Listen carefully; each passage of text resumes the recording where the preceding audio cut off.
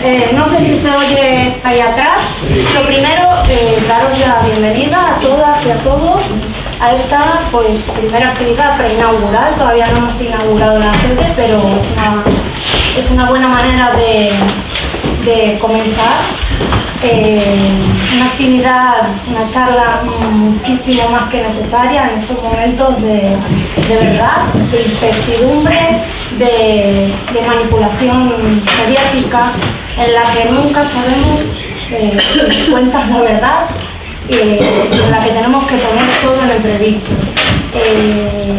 Simplemente daros la bienvenida, agradeceros también. Es una alegría encontrar salas llenas de gente en estos momentos también en los que la movilización está tan tranquila y después de estos años tan terribles que hemos pasado de pandemia y de desgracias. Así que sin más, dar la bienvenida, daros las gracias, decir que me voy a levantar de la mesa por cuestiones de cuidados y le doy la palabra a los compañeros. Les agradezco muchísimo que estéis aquí y espero sacar todo el partido de la charla. Espero que los demás podáis hacer lo mismo. Muchas gracias.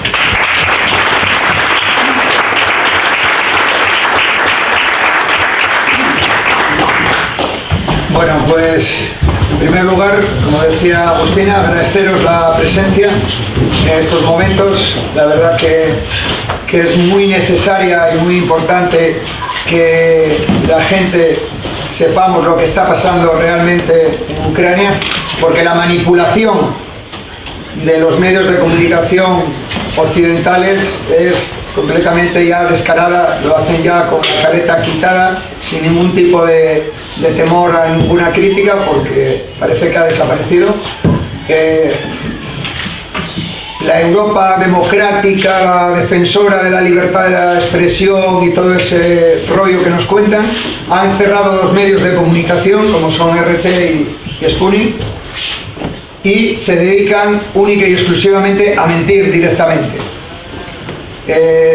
Hoy en día cualquier telediario, cualquier prensa que estemos leyendo, pero ya no solo en España, sino en cualquier país, se dedican a contarnos mentiras descaradamente.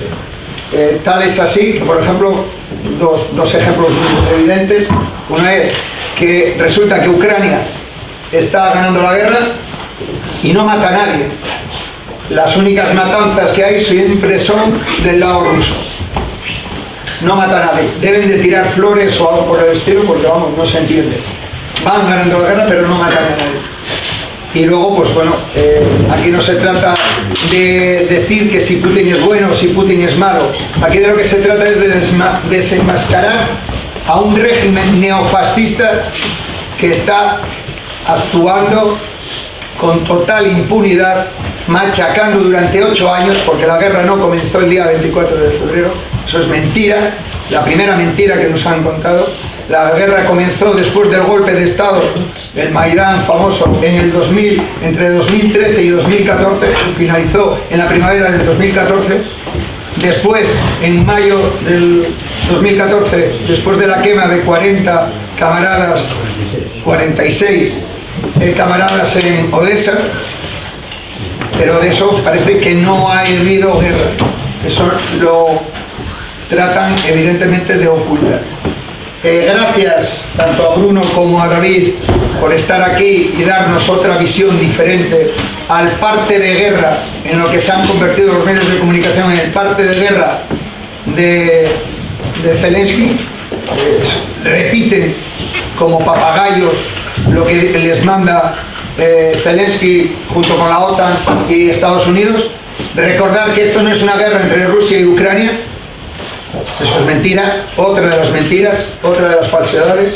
Es una guerra de Rusia contra la OTAN y contra Estados Unidos, que ha sido el propulsor de esta guerra. El gran interesado de romper las relaciones comerciales de Europa con Rusia ha sido Estados Unidos, por intereses espurios económicos, para intentar recuperar la crisis económica que lleva a la bancarrota de Estados Unidos. Y por eso estamos ahora mismo en guerra. Cuando oímos decir que en Ucrania se está defendiendo la libertad Y la democracia es un insulto a la inteligencia humana. Es como cuando nos mean encima y nos dicen que está lloviendo. Es una vergüenza. Y no se puede consentir. Y gracias a estos compañeros, pues podemos escuchar de primera mano y de primera voz la otra versión. Sin más, no quiero extenderme más, paso a presentaros, aquí a mi izquierda, Bruno Carballo, es periodista.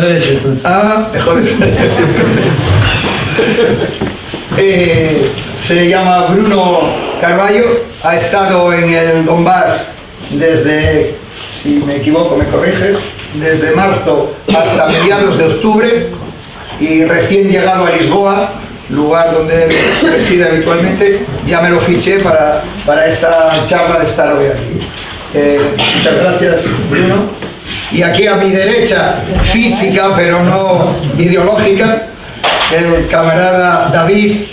Sabes que el camarada en italiano es bastante... Ya, pero como no estamos en Italia, me permito esa licencia. David Cacchione. Cacchione, nunca lo digo bien. Miembro de la banda Basotti y miembro de la caravana antifascista que lleva haciendo un trabajo descomunal de solidaridad con el pueblo del Donbass desde el 2014. Han ido ya varias caravanas, 8 o 9 veces, para trasladar al pueblo del Donbass, un pueblo que hay que recordar que es un pueblo minero, como Asturias, en donde tiene una importancia muy grande en la economía de Ucrania, la minería en Donbass, y que ha mostrado la solidaridad a esos compañeros y camaradas del Donbass. Empezamos por Bruno. Sí. Todo tuyo, Bruno.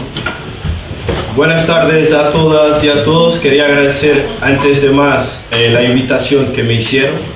Creo que es muy importante llevar estas charlas donde sea posible, porque uno de los objetivos es que nadie discuta, nadie hable sobre lo que es el contexto de la guerra. Los medios no quieren dar contexto, dan información muy simple, muy directa, pero todo menos el contexto para que nosotros no hagamos una lectura histórica de este conflicto. Empezaría por explicar por qué me fui al Donbass, no antes sin hablar de una persona que me parece importante ser recordada en cada charla, que es Pablo González, que está encarcelado en Polonia, un país de Unión Europea, desde febrero, sin que el gobierno del Estado español haga lo necesario para que se resuelva esta situación. Y cuando fue la prisión de Pablo González, esto también fue una señal para todos los periodistas que estamos trabajando del otro lado. No solo pasó con Pablo, hay presiones, hay bloqueos, hay congelamiento de cuentas bancarias de otros profesionales de la información. Hay gente que no puede volver a sus países porque trabaja en medios como, por ejemplo, RT. Hay una canadiana, una periodista canadiana que no puede, canadiense, que no puede, me parecía raro, el portugués es canadiana, que no puede volver a su país por también miedo de represalias, como pasa por ejemplo con Alina Lipp, una alemana que no quiere volver a su país y que vio también sus cuentas bancarias congeladas. Yo había ido al Donbass por primera vez en 2018 por culpa de Banda Basotti, dentro del marco de la caravana antifascista, y por primera vez he tenido contacto directo con este conflicto y pude también de parte directa testimoniar que había una guerra en curso desde el 2014. Yo creo que en esta sala nadie tiene duda de que esta guerra empezó en 2014. Luego ya este año volvimos juntos, un grupo de gente que naturalmente quería saber lo que estaba pasando ahí, David luego hablará mejor también de este proceso, esos días que vivimos todos juntos, porque yo como ellos iba para quedarme una semana. Me he hecho una mochila con ropa para una semana, todo para una semana, y luego me quedé un mes y medio. Y además luego volví a Portugal, me quedé 2 semanas para prepararme y volví al Donbass, me quedé 4 meses y medio más. Y entonces el objetivo, claro, era conocer en primera mano lo que estaba pasando y también la situación muy dura que vivían los civiles, sobre todo a partir de febrero. Os puedo decir que yo fui con algunos compromisos, porque soy periodista freelance. Yo fui con algunos compromisos de periódicos que me habían dicho que yo podría vender desde algunos trabajos. Eso pasó con el periódico Público en Portugal, que es como El País en España. Y cuando cuando publicaron el primer reportaje, a los 2 días me estaban diciendo que no quería más, que había recibido presiones y que por lo tanto no estaban en capacidad de seguir colaborando conmigo. Y a partir de ahí es cuando ya soy contactado por CNN Portugal, porque mi nombre, como los de tantos periodistas, salió mediáticamente como siendo putinistas, prorrusos, tan simplemente porque estaba mostrando lo que pasaba en el otro lado. Y fue eso lo que pasó, pero tuvo suerte de que el director de CNN, que tiene esta idea que ahora parece una cosa rara, excepcional, que es, a mí me gustaría mostrar los 2 lados, ¿no? Y entonces a partir de ahí empecé a trabajar para CNN Portugal. Con CNN empecé a trabajar sobre todo en Mariupol. Yo llegué a Mariupol creo que un día después de David, ¿no? Sí, un día después. Un día después, o sea, cuando llegamos la situación era una situación muy difícil. El centro de Donetsk todavía estaba con disputa militar, había combates entre las fuerzas de Ucrania y las fuerzas rusas y prorrusas. Y por lo tanto, el primer trabajo que hago es hablar con la gente que vivía hace más de un mes bajo los edificios, pues intentando sobrevivir como podían a las bombas y a intentar buscarse la vida para conseguir agua, alimentos y también energía, porque en ese entonces todavía hacía frío.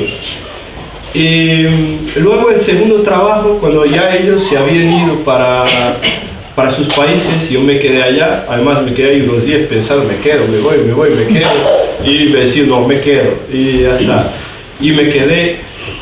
Y luego el segundo día que voy a Mariupol, porque ya luego empecé a trabajar casi exclusivamente en la ciudad de Mariupol, porque era donde estaban todas las atenciones.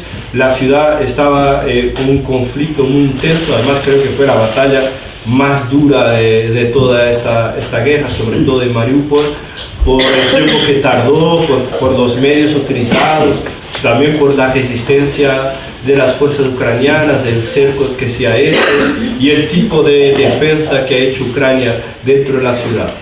La segunda visita que hago yo a Mariupol con otro periodista, decidimos entrar en el teatro de Mariupol, que había sido también objeto de mucha desinformación, todo tipo de noticias, y naturalmente nosotros queríamos saber de primera mano qué había pasado dentro de ese teatro.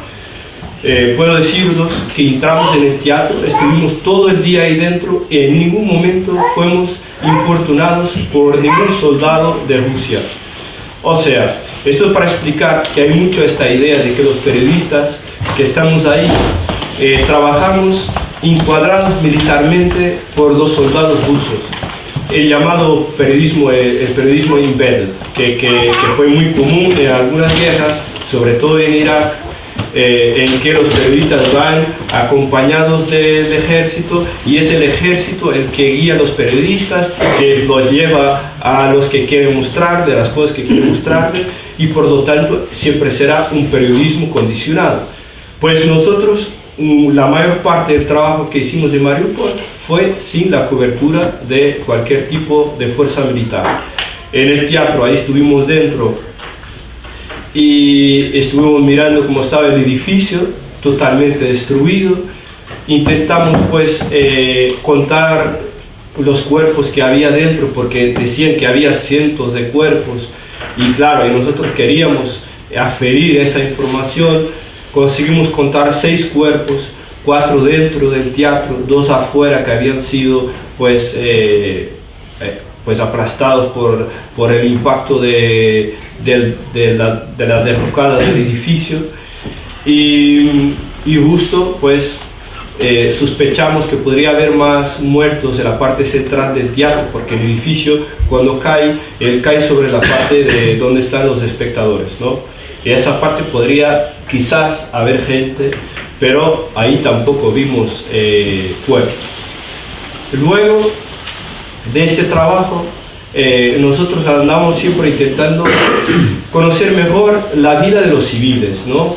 Imaginar que era caminar por esas calles llenas de gente que estaba enterrada en las calles mismas, los jardines, en los parques, por todas partes había cruces, había flores, las familias enterraban sus familiares ahí mismo, para que los cuerpos no quedasen ahí afuera, no solo por una cuestión de respeto, pero también por una cuestión de sanidad, también por una cuestión de, bueno, lo que pasaba muchas veces, que había muchos perros por las calles, y por lo tanto había que preservar también esa integridad física de esas personas, darle por lo menos una despedida un poco más digna en ese contexto tan terrible.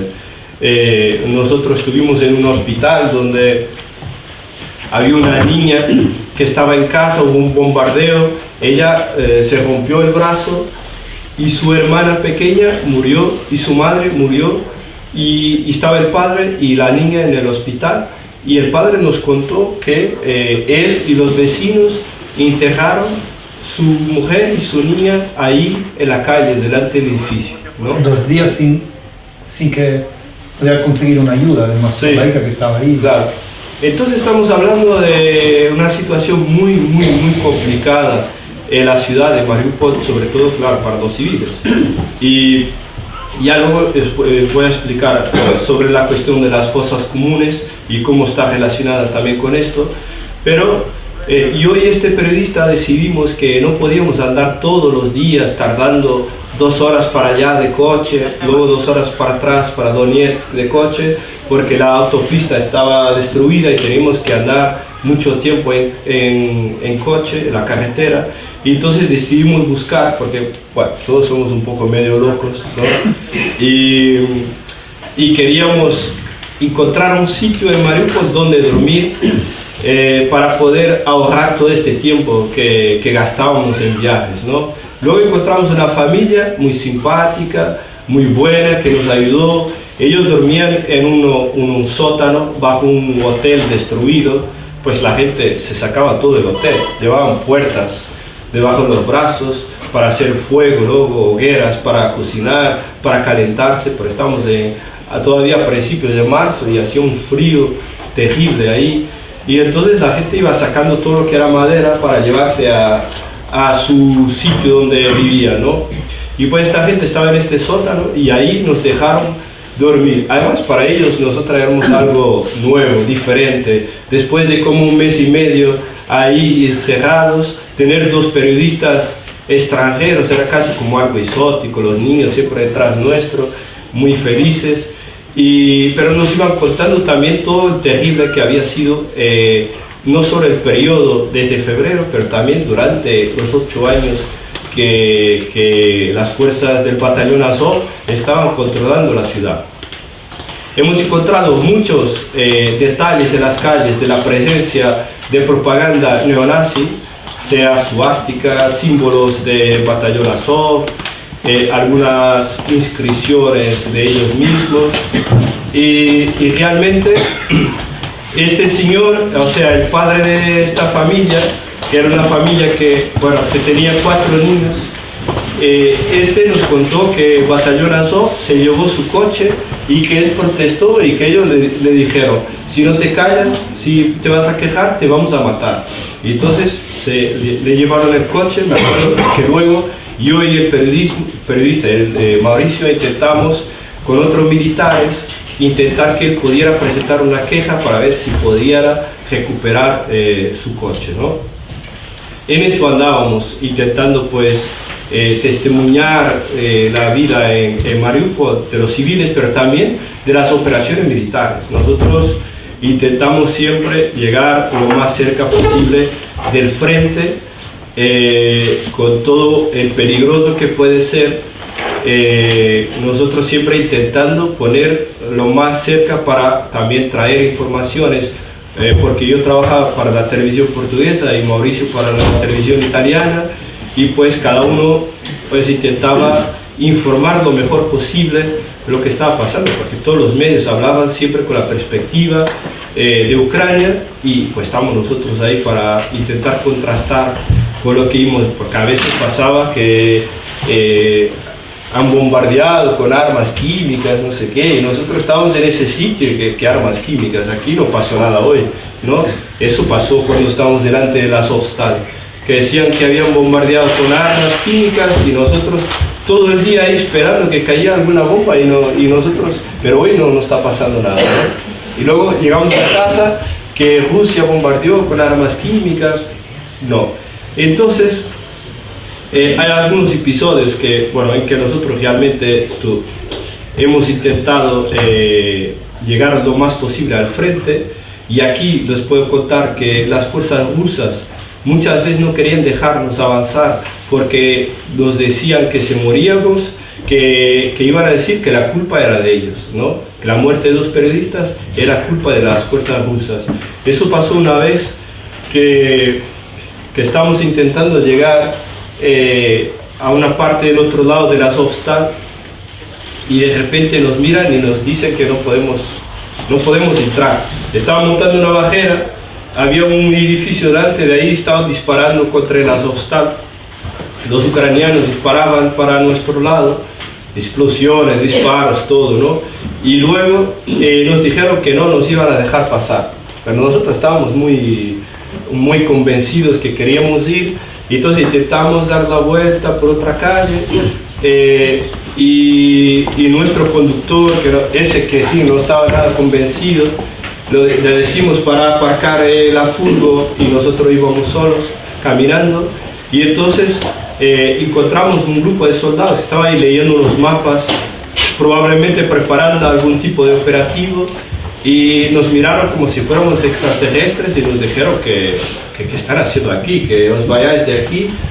Y luego pasó otra vez, porque intentamos una vez más, claro, que nos llevaron. O sea, nos metieron en un coche, hicieron, ¿cómo se conexión?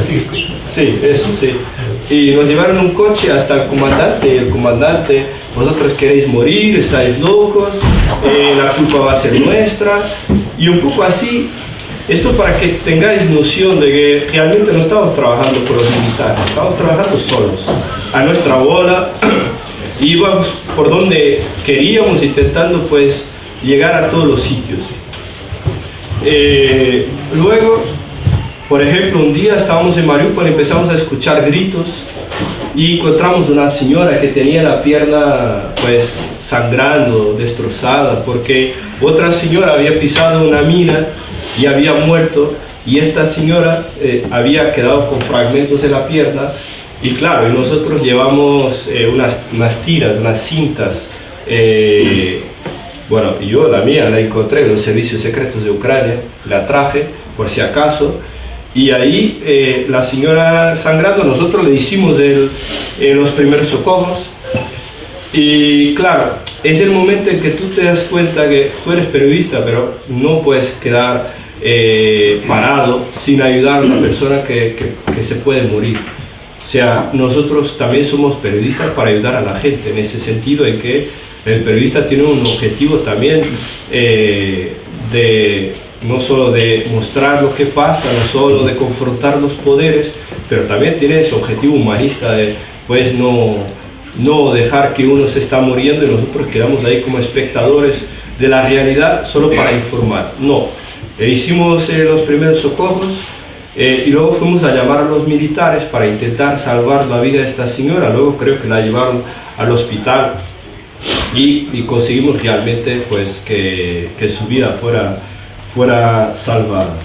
Después quería hablar de la historia de las fosas comunes. Como he dicho, había muchos cuerpos por las calles y me llamaron de CNN diciendo que al final había una información de Estados Unidos, de una empresa de Estados Unidos, una información de satélite, que había fosas comunes cerca de Mariupol. Centenares de gente que estaba enterrada, y entonces nosotros, claro, decidimos que nos íbamos allá para intentar entender lo que había pasado. Y cuando llegamos ahí era un cementerio, eran sepulturas individuales, estaban registradas, tenían cruces o tenían unas placas con un número. Hablamos con los trabajadores del cementerio y con la gente que estaba ahí visitando la sepultura de sus familiares, y nos dijeron que eran civiles de Mariupol y que eran soldados ucranianos que habían sido dejados para atrás. Claro, si os fijáis en lo que conté antes, que había cientos de cuerpos por las calles de Mariupol, hay que entender que las autoridades, las fuerzas rusas, decidieron llevarse los cuerpos, registrarlos y enterrarlos en fosas individuales, sepulturas individuales, dentro de ataúdes. Y luego nosotros fuimos a la morgue para entender más o menos si esta información que decía la gente la confirmaban también las autoridades, y realmente lo que nos dijeron fue la misma cosa, ¿no? Y había un registro que me parece ser que era para ayudar a la gente que un día, ahora cuando termine la guerra, ahora mismo la situación en Mariupol ya está pacificada, para que puedan encontrar sus familiares de alguna forma que están enterrados en esos cementerios. Y esto os puedo decir que ayer también lo he dicho, ¿no? Que el Estado español es uno de los países del mundo que más fosas comunes tiene, y por lo tanto tenéis un conocimiento muy profundo de lo que son realmente fosas comunes, gente ejecutada de forma sumaria, puesta en cunetas y que sin nada, sin ataúd, sin nada, tapada con tierra en un agujero y ya está. Ahí no fue lo que pasó. Luego salió el reportaje que yo he hecho y yo fui muy atacado por políticos, periodistas, miembros del gobierno portugués también, mucha gente cercana al Partido Socialista que me atacó, y naturalmente siempre intentando desacreditarme, intentando presionar a CNN para que dejara de publicar mis trabajos, ¿no? Luego, para terminar, quería hablar de la vida en Donetsk, porque yo pasé mucho tiempo, meses, en la ciudad, y la verdad es que la gente no tiene noción de que vivir en Donetsk es vivir en un infierno permanente. Caen cerca de 100 proyectiles todos los días en la ciudad de Donetsk. No cae un misil, no cae un proyectil como en Kiev o en Odessa, que hay 1 o 2 proyectiles, y la prensa no habla de otra cosa durante un día, porque a mí no me parece mal que la prensa hable de los ataques rusos sobre Ucrania. Eso es lo correcto. Lo que no es correcto es que no hable nunca de lo que pasa en la ciudad de Donetsk. Estamos hablando de una situación muy grave, sobre la cual no se está dando ningún tipo de atención de forma premeditada. Yo he testimoniado ataques contra hospitales, contra 2 maternidades, contra 4 hoteles, contra mercados, supermercados, transportes públicos, todo, hasta el sitio donde yo solía cortar el pelo tenía todas las ventanas destruidas. Estamos hablando de una ciudad donde tú te despides de tu familiar y no sabes si va a volver al final del día. más de 20, yo tengo 23, pero estos son números de hace 2 semanas. Entonces, para que tenéis una perspectiva real, desde mayo la situación en la ciudad empeoró mucho, no solo por el tipo de tecnología utilizada, el tipo de armas hoy es más sofisticada, las armas que son utilizadas son pagadas con nuestros impuestos. Nosotros somos parte de esta guerra. O sea, yo hablé con mucha gente de Donetsk en entrevistas y todo tipo de cosas, y nos decían, yo me acuerdo, estaba en un pueblo que se llama, creo que Nova Lugansk, y había una señora que, tengo el vídeo, la señora que decía, quiero hacer un llamado a las mujeres trabajadoras de Europa, que no dejen que nos bombardeen, a nuestros hijos, a nosotras trabajamos como vosotras. ¿Y por qué tienen que bombardearnos? ¿Por qué? Decían ellas, ¿no? ¿Por qué es que vosotros, qué problema tenéis con nosotros, no? Entonces siempre eran declaraciones de este tipo, ¿no? ¿Qué hicimos nosotros en contra de Europa? ¿Por qué nos están bombardeando desde 2014? Yo voy a dar 2 ejemplos que siempre doy porque son muy impactantes, que serán los momentos más duros que he visto yo en Donetsk. El primero fue en la Plaza Comisarios de Bakú, en Donetsk, que murieron 13 personas, entre ellas 2 niños. Yo recibí la información, intenté que un taxista me llevara, pero claro, los taxistas no quieren ir a donde hay bombardeos, es normal, ¿no? Entonces conseguí que un amigo me llevara en coche hasta ese sitio, y pues yo estaba, aparcamos aquí, y lo que había pasado estaba igual al final del patio que está afuera, y eso fue una masacre, una barbaridad, porque yo cuando abro la puerta del coche ya empiezo a ver pedazos del cuerpo de personas, o sea, de gente, todo el camino hasta llegar a ese sitio donde fue esa masacre, todo el camino fue esto. Estamos hablando de 13 personas que están en una plaza que tiene muchos transportes y comercio, y es por esto que estaba ahí mucha gente, y fue tan brutal que todos nosotros estamos enojados, los militares, toda la gente, periodistas. Fue una situación muy cruda, muy bruta. Al día siguiente aparecieron centenares de flores y de peluches por los niños, una bandera de Marruecos porque el dueño de una tienda de kebabs, que ha muerto también él, era marroquí, entonces estaba ahí también la bandera de Marruecos, y entonces fue toda la sociedad, toda la gente de Donetsk estaba convulsionada por esta masacre. Murieron 13 personas ese día. Pasado una hora, en otro barrio murieron 3 personas más. 16 personas en un solo día. Y vosotros no visteis nada de esto en la tele. Yo lo digo porque yo fui el único periodista occidental que estuvo ahí. Y por lo tanto yo sé que no pasó en ningún medio occidental más. Pasó en los medios rusos, pero no pasó aquí en ningún sitio. Entonces, estamos hablando, estoy dando un ejemplo de algo que pasa de forma sistemática. Claro, no mueren 13 personas todos los días, pero ayer murieron 5 personas. ¿Y dónde pasó? ¿En qué canal subieron vosotros que murieron ayer 5 personas? En ninguno.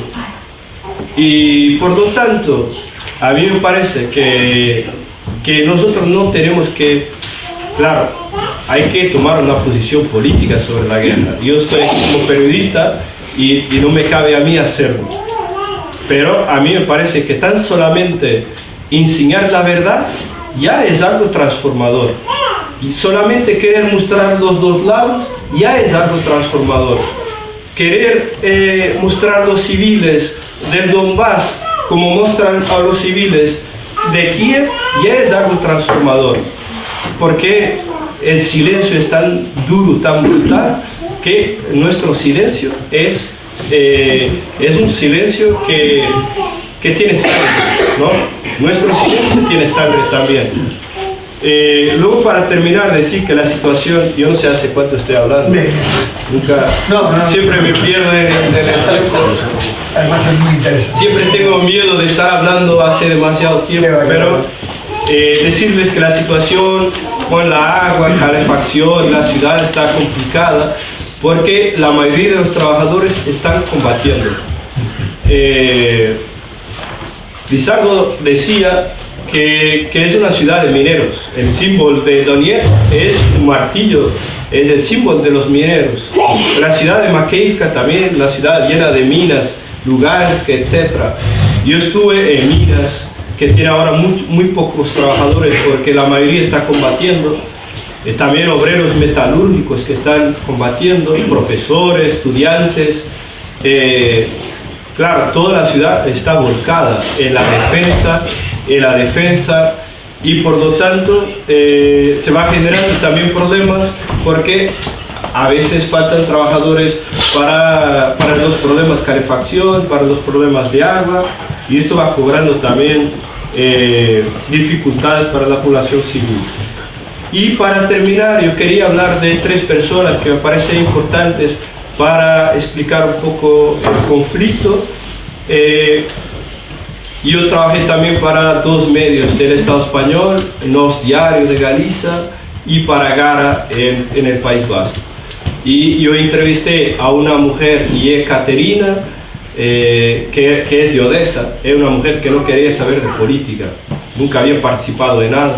Y cuando fue el golpe de Estado de 2014, ella decidió empezar a ir a las protestas para, pues, defender el presidente Viktor Yanukovych, como muchos otros en muchas ciudades de Ucrania. Ella estaba dentro de la casa de los sindicatos cuando fue la masacre. Y ella sobrevivió y ha dicho en la entrevista que ese día entendió que el tiempo de los mitines había acabado. Ahora era el tiempo de los actos. Y entonces ella se sumó a un grupo clandestino y empezaron a meter bombas en asociaciones que apoyaban con dinero a los grupos neonazis como el Batallón Azov en Odessa. Ella luego fue capturada y luego en un intercambio de presos ella se fue a vivir a Donetsk, por eso la entrevisté ahí. Luego otra persona es Alexei Algu, que estaba también dentro de la casa de los sindicatos y es un sobreviviente. Él fue, como dice, lo pegaron fuerte, maltratado, tiene cicatrices en la cabeza. Y él es un dirigente del partido Borotva, un partido de izquierda de Ucrania, y luego tuvo que escaparse de Odessa para vivir, ahora vive en Lugansk, donde apoya esta intervención de Rusia. Y luego también otra persona que ha tenido su papel y que ha tenido su coraje de irse ahí a combatir desde el Estado español, naciendo en Colombia, pero vivía aquí en el Estado español. Y cuando vio lo que pasó en la casa de los sindicatos, ese masacre, decidió que era hora también de actuar, inspirado con el ejemplo de las brigadas internacionales de la guerra civil. Alexis Castillo decidió ir para allá y pues combatir y, si necesario, dar la vida por otro pueblo. Estaba combatiendo desde hace 8 años, quedado herido 2 veces y ha muerto como hace 3 semanas. 3 semanas, un mes casi, en Pesky. Yo hablaba con él todos los días, era una fuente muy importante de información para saber lo que iba pasando en el frente militar. Y claro, hablábamos de eso, pero hablábamos de 1000 otras cosas, de comida, de música, de las elecciones en Colombia. Al final, claro, tú vas creando una relación de cercanía con esa persona y lo que puedo decir es que realmente era una persona muy que ayudaba a toda la gente, quería mucho a toda la gente y que va ahí con este significado es porque tiene un gran coraje por hacerlo y realmente fue una noticia muy impactante para mucha gente cuando se supo su muerte. Y bueno, y así termino.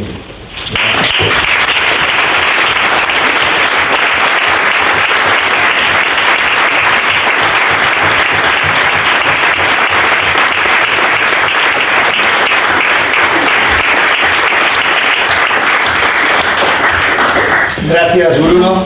Ahora, antes de darle la palabra a David, os quiero recordar que una vez finalizado se abre un turno de preguntas para intentar crear un debate y poder intercambiar preguntas y respuestas. ¿Vale? A continuación le cedo la palabra a David, miembro de la banda base.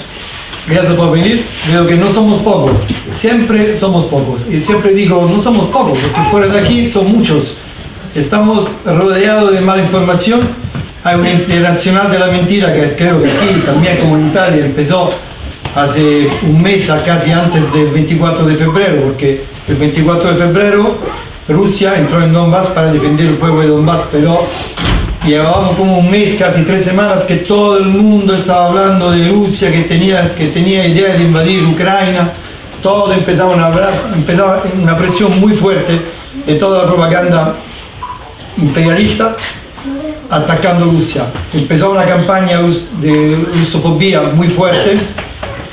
La palabra Donbass entró por primera vez en la casa de la gente, porque antes, aparte, yo soy basurero, soy obrero, y la gente que trabaja conmigo sabe que llevamos años andando en Donbass, entonces algunos sabían que Donbass existía. Con la banda Mazzotti en todos los conciertos hablábamos del Donbass. Siempre hemos apoyado el pueblo de Donbass, pero aparte un pequeño mundo, la gente no sabía que existía un pueblo, una región que se llama Donbass. Un mes antes del 24 de febrero, esta palabra entró muy fuerte en las casas de las personas, como algo malo, que Rusia estaba ahí, quería invadir Ucrania, que Ucrania era un pueblo demócrata, ¿cómo se dice? Demócrata, que no había nazis, hay un gobierno elegido por el pueblo, mentira total porque fue un golpe de Estado. Entonces, esto es lo que pasaba. Yo hace 2 semanas me fue en casa de mis suegros, así un día a comer, esto parece que no entra nada, no entra, y mis hijos me encienden la tele y me he dado cuenta que en 3 horas toda la televisión hablaba en contra de Rusia y de China. No un telediario, periodista que de vez en cuando tiraba una palabra así, otra ahí, pero todo 3 horas casi seguidas que hablaban más de Rusia y también de China. Yo me he enterado. Yo en casa no tengo el cable para enchufar el televisor, entonces no tengo costumbre de ver telediarios, cosas así. Entonces me quedaba a decir un poco, digo, mira, aquí son meses que todavía están con el coche en marcha, todos siempre en contra de Rusia. Nosotros llevamos años. Yo me acuerdo que era diciembre del 2013, cuando a la vuelta del Festival Mundial de la Juventud en Quito, en Ecuador, nos juntamos en el mismo avión con norcoreanos y jóvenes de Ucrania, del Partido Comunista de Ucrania. Llevábamos como un mes, 2 meses con esto de Maidán, que ya había empezado. Entonces, cuando nos juntamos en el avión con estos, con dificultad monstruosa de hablar en inglés con ellos, porque tampoco nosotros hablamos inglés, ellos no hablaban, le empezamos a hablar de Maidán, digo, ¿qué está pasando ahí? Y ellos me decían, no hay, sí, son pocas personas que están haciendo la manifestación. Y yo digo, por lo que he visto en internet, no parecen pocas personas, No, son pocas personas. A partir de ahí, no sé si se confundieron ellos, pero Maidán entró, los nazis tomaron el control total, la CIA, más que los nazis, tomaron el control total de la plaza y a partir de ahí llegaron hasta el masacre de Odessa. Antes he debido que habláis de 48 muertos, los compañeros de ahí hablan de mucho más, porque muchos desaparecieron después del masacre. hemos tenido la suerte, igual la mala suerte, no sé cuál es, de conocer muchos de los que sobrevivieron al masacre de Odessa. Hace poco una ucraniana de Odessa que está viviendo en Italia, hemos conocido a Alexei Hidalgo, le hemos traído también en Italia a dar charlas y él nos ha contado muy bien lo que había pasado. Hemos conocido a un otro sobrevivido que vive en Berlín. Por suerte hubo sobrevividos porque los nazis que llegaron dieron fuego directamente a la casa de los indagados y ahí podía morir mucha más gente al interior. Y como me gusta siempre decir estas cosas, no sé aquí cómo vais vosotros con los indagados. En Italia tenemos 3-4 indagados que son, uno de estos de la izquierda. Son indagados, yo le llamo patronal, el patrón, que son los grandes indagados de Italia, que en teoría defienden los derechos de los trabajadores. Y ningún sindicato en Italia ha hablado nunca del masacre de Odessa, nunca. No ha hecho una declaración oficial que ahí habían muerto personas que se habían refugiado en una casa de los sindicalistas. Y yo, como siempre decimos nosotros que somos medio tontos, si había pasado en Rusia, si los rusos habían matado 48 personas, había salido el telediario hasta el Ghana, de todo el mundo, le habían montado una protesta súper fuerte. Si mueren comunistas, no le interesa a nadie. A partir de ahí, casi de 2 días después del masacre de Odessa, con la Banda Bassotti montamos una reunión y decidimos montar este proyecto que llamamos Caravana Antifascista, donde casi una vez al año, a veces 2 veces al año, hemos estado en Donbass a llevar material sanitario a hospitales o personas que tienen problemas, dinero a orfanatos, material medicinal también. Nos conocimos con Alexis, el compañero que se ha muerto hace muchos años. Era un fan de Banda Bassotti que se fue ahí. Y cuando estuvimos la primera vez en Donbass, la segunda vez en Donbass, nos juntamos con él y él nos ha traído al cuartel donde él estaba como militar. Todas las veces que íbamos ahí, hemos traído al cuartel una maleta de medicinal que siempre nos pedían, ¿no? Yo me acuerdo que Alex me pidió torquinete, ¿no? Estos que se ponen cuando yo empezaba a decir, ¿qué es este? ¿No? Al final buscando en internet y le compramos, le traímos al cuartel y con esto de la mina son lo único que te puede salvar, que no te mueres. Igual pierdes una pierna, pero no te vas a morir. Y llevamos años, ahí en este primer libro cuento mucho ¿cómo se dice? De la historia, de cuando hemos montado la caravana, de toda la gente que hemos encontrado, de los amigos que se juntaron con nosotros para ir, porque la verdad que Banda Bassotti solo fue un chispe, los demás llamaron para venir, para ayudar, para poner dinero, y Bruno también. Al final se apuntó mucha gente. Hemos estado como 8 o 9 veces, a veces 100 personas, a veces 50, a veces 4, como la última vez que no había posibilidad de ir muchas personas. Y siempre que hemos estado ahí, no hemos tenido ningún problema de hablar con la gente de la calle o de ir. La última vez hemos estado en la zona liberada hablando con las personas, entrevistando, nunca hemos tenido ningún problema de militares o algunos que nos han impedido de hablar, de entrevistar o secuestrar. Nosotros no hemos tenido ningún problema, hemos vuelto en casa con el mismo material que hemos grabado ahí, ni en la frontera rusa, ni con los militares, ni ningún problema. Quiere decir que no hay control de la gente que va ahí, ni siquiera entrevistar a la gente de la calle que le cuenta a los rusos, por lo menos con nosotros, no hemos tenido ningún problema de censura. Al revés, Mauricio, el amigo nuestro que estaba con Bruno, creo que en Italia fue el único que ha contado un poco de historia, de verdad, de lo que ha pasado en Donbass. De vez en cuando iba a la televisión, le cortaban. No se puede contar la verdad, es imposible. La verdad la puede... la verdad. Los cuentos solo lo puede contar el Congreso de Estados Unidos periodistas italianos que está bajo control total del Internacional de la Mentira. No hay manera. Mauricio un poco, ha llevado un poco de verdad, y los demás, hubo otro periodista que creo que está casi echado de la televisión, los demás todos al servicio completo de la desinformación. Mataron a un periodista italiano.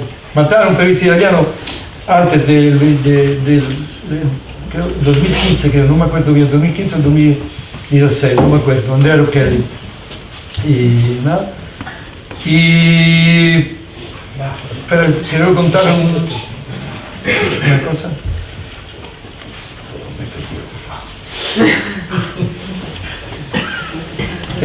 Nada, no me pregunto más.